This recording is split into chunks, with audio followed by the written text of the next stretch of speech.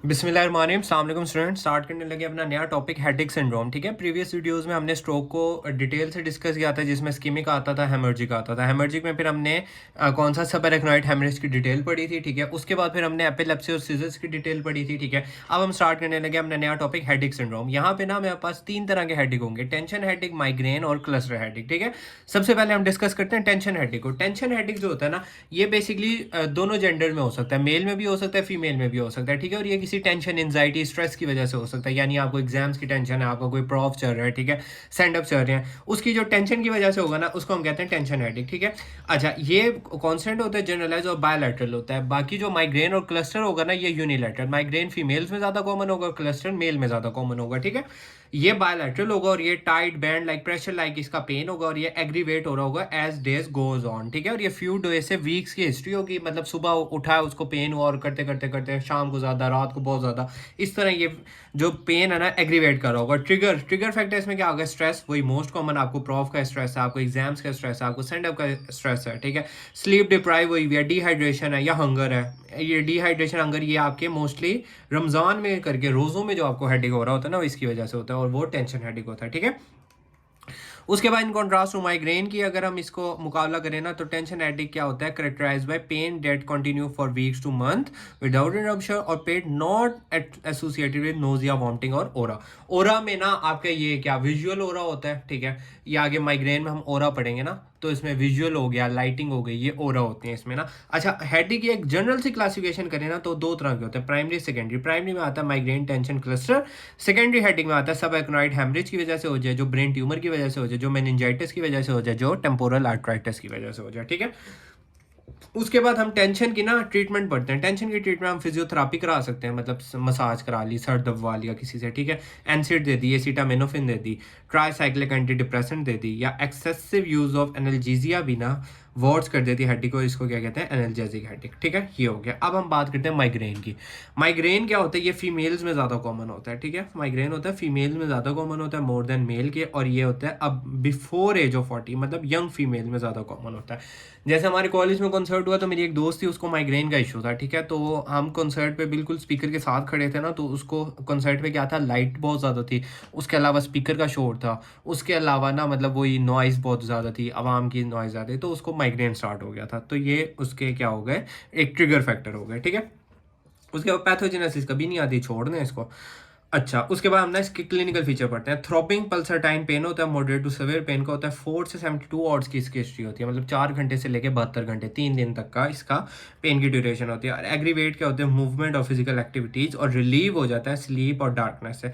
Associate करता है nausea, vomiting, photophobia, phonophobia, और ट्रिगर में मेंस्ट्रुएशन, ओरल कॉन्ट्रासेप्टिव, चीज, चॉकलेट, रेड वाइन। ठीक है, ये आ गई। अब हम बात करते हैं इसके ओरा की। एक होता है माइग्रेन विदाउट ओरा, एक होता है विद ओरा। विदाउट ओरा जो होता है ना, ये मोस्ट कॉमन होता है, कॉमन माइग्रेन होता है, और इसमें हेडिक, हेडिक के साथ उसको नोजिया, वॉमिटिंग। ठीक है, विदाउट ओरा। ओरा में क्या होगा? विदाउट ओरा का क्या मतलब है कि इसमें लाइट और इन चीज़ के फीचर्स नहीं है। ठीक है, साउंड के फीचर नहीं है, इसको कहते हैं इसको विदाउट ओरा। अब हम बात करते हैं विद ओरा की। Migraine with aura.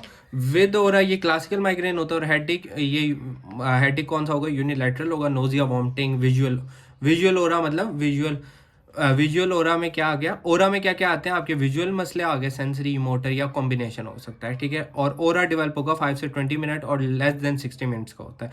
विजुअल ओरा में स्कोमोटा, जिसमें जैग्ड और कलर एज और shimmering silver zigzag lines across visual field, मतलब ब्लाइंडनेस ही हो जाएगी और आंखों के दरमियान आपको जिगजैग लाइंस नजर आना शुरू हो जाएंगी। ठीक है, इसको कहते हैं ओरा या विदाउट ओरा।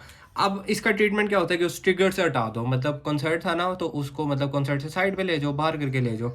देन अबॉर्टिव थेरापी में एस्पिरिन, पैरासीटामोल, एनसिड आ गई। सवेयर अटैक में ट्रिप्टन दे दो। ठीक है, ट्रिप्टन या ट्रिप्टन आर पोटेंट होती है वेजो कॉन्स्ट्रिक्टर एक्स्ट्रा कैनिनल आर्टरीज की, ट्रिप्टन के साथ एनसिड दे दो। या उसके अलावा रूट्स में पेरेंट्रल या एससी इंजेक्शन दे देते हैं। कॉन्ट्राइंडिकेशन में क्या होगा कि अगर उसको क्रोनरी आर्टरी डिजीज़ है या कोई प्रेयर स्ट्रोक का मसला है। और अल्टरनेटिव में अर्गोटामाइन दे सकते हैं। प्रिवेंटिव थेरापी में हम उसको beta blocker, calcium, anti convulsion या टीसीए दे सकते हैं। अब आते हैं क्लस्टर हेडेक की। क्लस्टर हेडेक जो होता है ना, ये मेल में ज़्यादा कॉमन होता है, यूनिलैटरल होता है, ठीक है। इसको माइग्रेनियस न्यूरैल्जिया भी कहते हैं। 10 से 15 टाइम का ड्यूरेशन होता है, मेल में ज़्यादा होता है, और ये 20 से 30 ईयर्स के बीच के बंदों में करके होता है। पैथोजेनेसिस कभी नहीं आती, छोड़ दो। क्लिनिकल में क्या होगा, सडन ऑनसेट सवे यूनिलैटरल हेडेक होगा, 30 से 90 मिनट का होगा, और एसोसिएट होगा इप्सी लेटर पेरी ऑर्बिटल में, मतलब आइस के अराउंड, पेरी ऑर्बिटल पेन, यहाँ से हमने डायग्नोज पकड़ना होता है कि आइस के अराउंड उसको पेन हो रहा है हेडेक के साथ। और विद ऑटोनॉमिक फीचर में क्या आ गया, इप्सिलेटरल लैक्रिमेशन स्टार्ट हो गई, नेजल कंजेशन हो गया, कंजक्टिवल इंजेक्शन हो गया, ठीक है। फीचर में हॉर्नर सिंड्रोम, पटोसिस, मियोसिस आ सकती है, ठीक है। Headache tend to occur in cluster, effect same part of the head at the same time of the dead और इन सर्टेन सीजन में होगा। इसको कहते हैं headache tend to occur in cluster. Cluster में क्या हो गया, मतलब सेम पार्ट पे हुआ है, सेम टाइम पे हुआ है और सर्टेन सीजन पे हुआ है, इसको कहते हैं क्लस्टर हेडेक का। देन हम आते हैं इसके ट्रीटमेंट में। ट्रीटमेंट में हम उसको क्या, अबॉर्टिव थेरापी में इनहेल कर दो 100% ऑक्सीजन, या उसको सबक्यूटेनियस इंजेक्शन दे दो, किसका क्या नाम है, सुमाट्रिप्टन का। प्रोफाइलैक्टिव थेरापी में माइग्रेन प्रोफाइलैक्टिक एजेंट दे देते हैं। एजेंट में कैल्शियम ब्लॉकर आ गया, या ओरल कॉर्टिकोस्टेरॉइड, लिथियम या मिथेसरगाइड। तो ये जनरल से हमारे थे हेडेक के, ठीक है। अच्छा, उसके बाद ना ये ऐसे सूटो ट्यूमर सेरिब्री ऐसे इतना इंपॉर्टेंट नहीं है इसका। जब भी अगर सिनेरियो है ना, तो इसको पकड़ लेना कि ओबीज वुमेन में होगा जिनका BMI 30 से ज़्यादा है और हेडेक है, विजुअल इम्पेयरमेंट है। फैक्टर में vitamin A, oral contraceptive, tetracycline आ गए। क्लिनिकल में उसको हेडेक होगा और ये accompanied by transient diplopia, visual disturbance. Physical examination में पेपिलिडेमा करा सकते हैं, और ये 6 एब्ड्यूसेंट नर्व, 6 नर्व को इन्वॉल्व कर रहा है, ठीक है। ये हो गया डायग्नोज। हम इसका लंबर पंचर करा सकते हैं, ब्रेन इमेजिंग, CT MRI करा सकते हैं। ट्रीटमेंट में हम प्रेसिपिटेटिंग फैक्टर को अवॉइड कर दो, वेट रिड्यूस कराओ, एसीटाजोलामाइड दे दो।